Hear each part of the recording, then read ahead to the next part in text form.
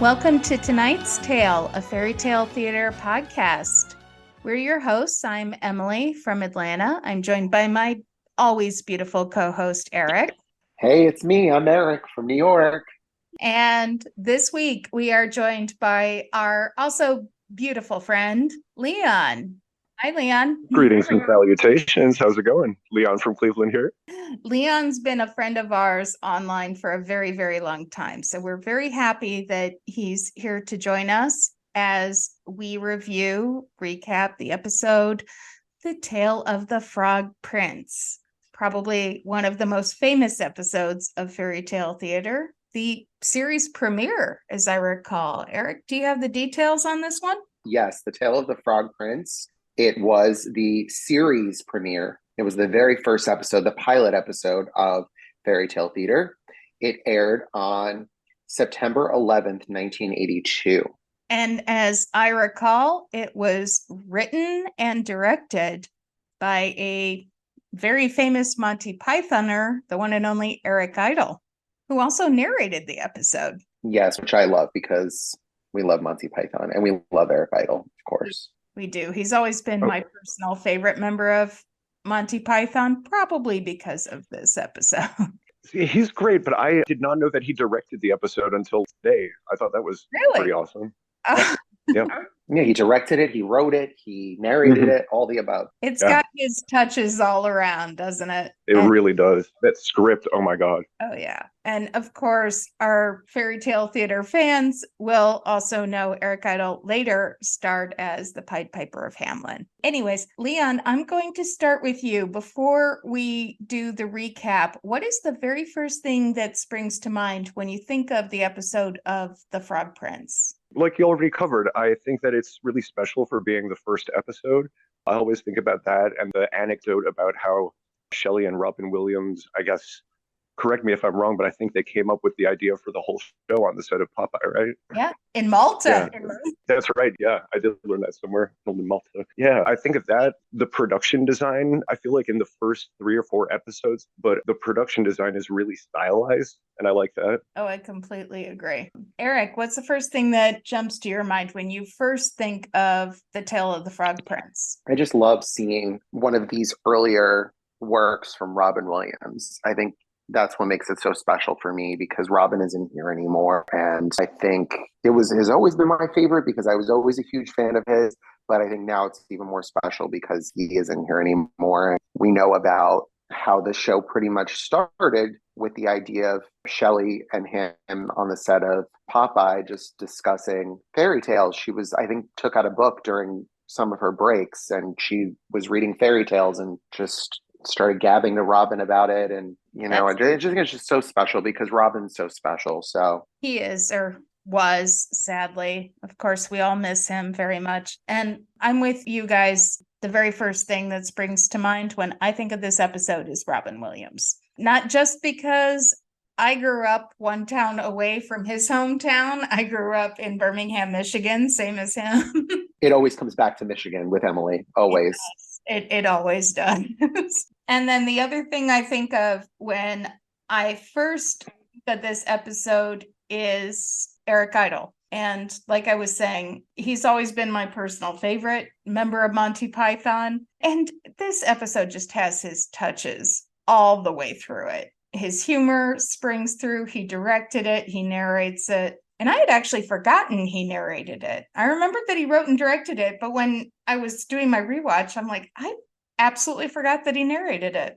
So how familiar were you all with the original source material? I believe this is one that, as far back as we know, started with the Brothers Grimm. I'm pretty familiar. I haven't read it in a while, but I'm pretty familiar. It's a rather short one, if I do remember that part about it. Same for me. I know I've read it, but it's been a long time. Leon, I think you've read it more recently. Yeah, I reread it the other day in preparation for the podcast. Yeah, I remember it. I read a lot of fairy tales growing up, especially the Grimm brothers. And I remember, the ending is different from many popular adaptations. And there's that weird thing with Iron Heinrich or whatever. Yeah, Iron Heinrich. That was the one part of the fairy tale that never made sense to me. It is so odd. Even and rereading it, I remembered it. And I thought maybe it had more of a function in the narrative. The prince and the princess don't even get a happily ever after, but Ironheart is happy at the end, and I guess that's awesome. I don't know. It's like, well, we're glad random coachman's happy. Where did this come from? As I recall, up until the climax, I remember this as being a very faithful adaptation. It was pretty faithful, yeah, I think so. I mean, the climax being different is a big thing because I remember I grew up with this version and actually a couple other ones. There was the Muppets one and the Canon Movie Tales, and I had never realized that as a kid. The first time reading it, I was like, "Damn, she just threw the thing against the wall." Spoiler alert. Right, yeah, for a fairy tale from like 1815 or something like that. Well, I also grew up with those versions, and Fairy Tale Theater was the one I knew most, but I also love the Muppet version and I love the canon version. We'll probably reference those as we go on. Yeah, there's a lot to compare, and it's interesting that of the fairy tales that haven't been done by Disney, or at least not a direct adaptation, that The Frog Prince seems to be pretty popular for like making children's entertainment out of. I love The Princess and the Frog, but it's not a strict adaptation. I don't. All right, you know. I saw it once, and it was cute. So starting our recap, we start the episode with Shelley's introduction. Now, this is something I noticed. The introduction that I watched today is not the same version that I grew up with. What? Yeah, the version I watched today, it was Shelley wearing a wreath of flowers over her head with a black backdrop. And I vividly remember the version I watched that aired in probably 1982. And it was Shelley with straight hair, and she was on the set, and she was wearing a tie. And I know for a fact she's given at least 2 different introductions for this episode. I noticed that right away. Hello, I'm Shelley Duvall. Welcome to Fairy Tale Theater. For centuries, storytellers have spun their tales of magic and enchantment for the young at heart. Some of your favorite actors, writers, and directors have come together to bring these classic tales to your home. Some are funny, some are scary, and some romantic. So sit back, relax, and enjoy tonight's tale about a princess who finds happiness by keeping her promise to a frog, the Frog Prince.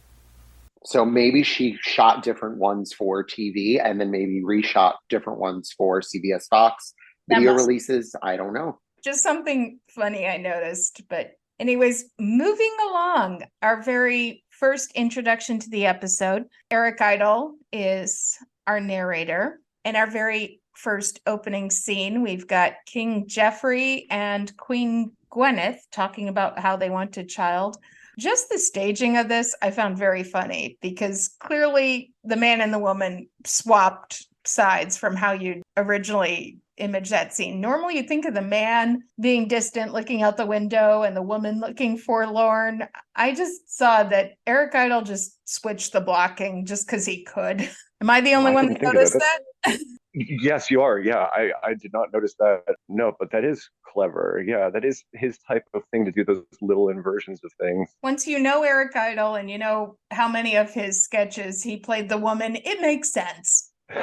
This basically is the opening scene of the story. You have, which I wrote in my notes, Kramer playing King Geoffrey, Michael Richards. Not know that either. I think it might just be the prosthetic nose. But yeah, I had my boyfriend watch it the other day just to see what his opinion of it was because he didn't grow up with the series. And he was like, oh my God, it's Kramer. And it's just that prosthetic nose. I had no idea. Yeah. Okay, we've got Kramer playing the king and Candy Clark is playing the queen. Queen Gwyneth. Gwyneth, and she also later plays the lady in waiting, Candy. We've got several actors playing multiple roles in this episode. We've got the king and queen discussing how they want to have a child, and they discuss trying witchcraft, and they reluctantly agreed to do it. We get our first good look at our witch in this episode, Griselda, a name that is all too often applied to witches. Even Canon Movie Tales applied it to their witch in Hansel and Gretel. Mm-hmm. And this is another dual role. She also plays Queen Beatrice. Yeah.